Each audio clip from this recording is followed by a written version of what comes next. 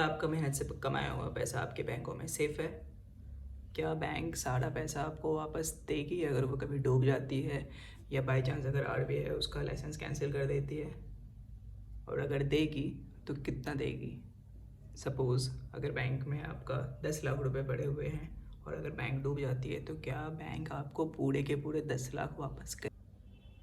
हे नमस्ते, मैं पीयूष। तो चलिए जानते हैं आज इसके बारे में।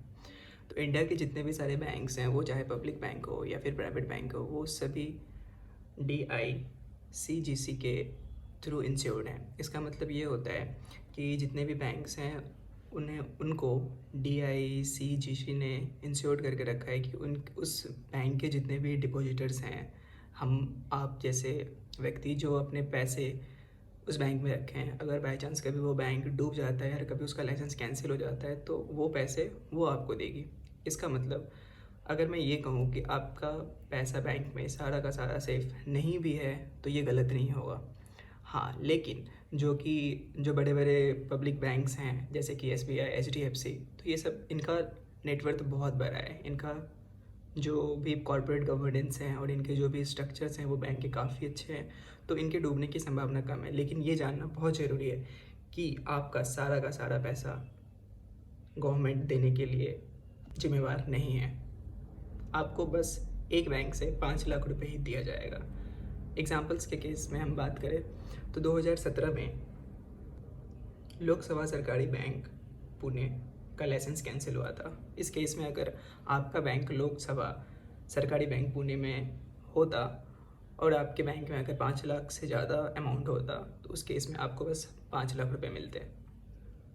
एक और दूसरा एग्जांपल 2016 में pioneer urban cooperative bank Lucknow, इसका भी लाइसेंस कैंसिल किया गया और अगर आपका अकाउंट इस बैंक में भी होता तो आपको बस 5 लाख रुपए ही मिलते हैं।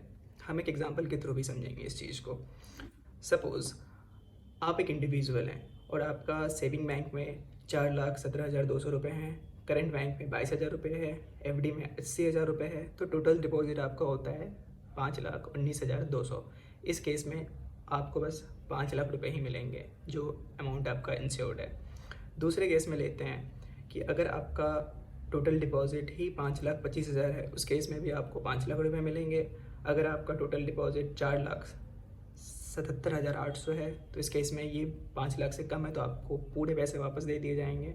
और अगर किसी भी केस में आपका डिपॉजिट 6,75,000 या फिर 6,07,500, 5 लाख से ऊपर है तो उस केस में भी आप बस 5 लाख रुपये ही वापस मिलेंगे।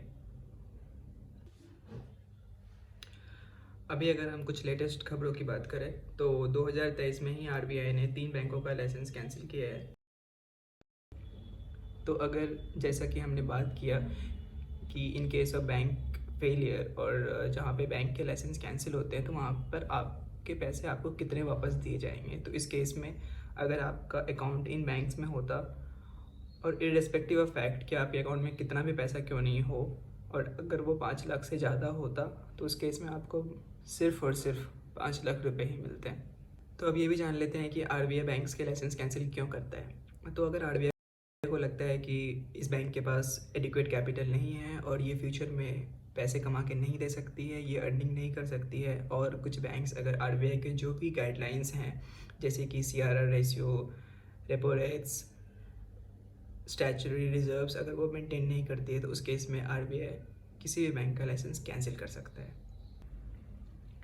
और ये 5 लाख वाला चीज़ आप अपने पासबुक में भी कंफर्म कर सकते हैं। अगर आपके पास कोई भी बैंक का लेटेस्ट पासबुक छपाया हुआ तो आप उसके ऊपर देख सकते होगे, यहाँ पे छोटे छोटे अक्षरों में लिखा हुआ है कि each depositor is insured by DICGC up to a maximum of 5 lakhs rupees only. तो आप में से कुछ लोग कहें कि मेरा एक अकाउंट नहीं है, एक बैंक में मैंने 2-3 अकाउंट खोल के रखे हैं, एक सेविंग अकाउंट है, एक करंट अकाउंट है, या फिर एक ही बैंक में मल्टीपल अकाउंट है। तो मैं बता दूं उस केस में भी एक बैंक से आपको बस 5 लाख रुपए ही इंश्योर्ड होंगे। इसका मतलब ये हुआ कि सपोज़ आपका अकाउंट अगर SBI में है और आपने 2 अकाउंट खुल के रखे हैं सेम ब्रांच में या फिर सेम बैंक में, तो उस केस में आपको बस 5 लाख रुपए ही मिलेंगे वापस अगर वो बैंक कभी भी डूबती है तो, या फिर उसका लाइसेंस कैंसिल होता है तो। अब सॉल्यूशन ओरिएंटेड बात करते हैं। तो हमें क्या करना चाहिए अगर हमारे पास 5 लाख से ज़्यादा अमाउंट है और हम इस अमाउंट को 100% सिक्योर रखना चाहते हैं, तो क्या करें? सिंपल, आप एक से अधिक बैंकों में खाता खोल के रखें और एक बैंक में आप 5 लाख रुपए तक ही इन्वेस्ट करें, बाकी के अमाउंट दूसरे बैंकों में करें और बाकी के अमाउंट दूसरे बैंकों में करें। अभी तक ऐसा कोई रेस्ट्रिक्शन नहीं है कि एक इंडिविजुअल, एक आदमी कितना। कुछ नोटिफाइड प्राइवेट बैंक्स जिसे आरबीआई ने रिकमेंड की है कि ये भी सेफ़ है, उसमें से आपके सभी मेजर बैंक्स आ जाते हैं, एक्सिस, बंधन, city, HDFC, IDFC first bank etcetera. And public banks are Bank of Baroda, Bank of India, SBI, etc. You can see in the screen. I hope आप इस चीज़ को समझे होंगे और आगे से अपना पैसा सेफ रखेंगे। फिर मिलते हैं, धन्यवाद।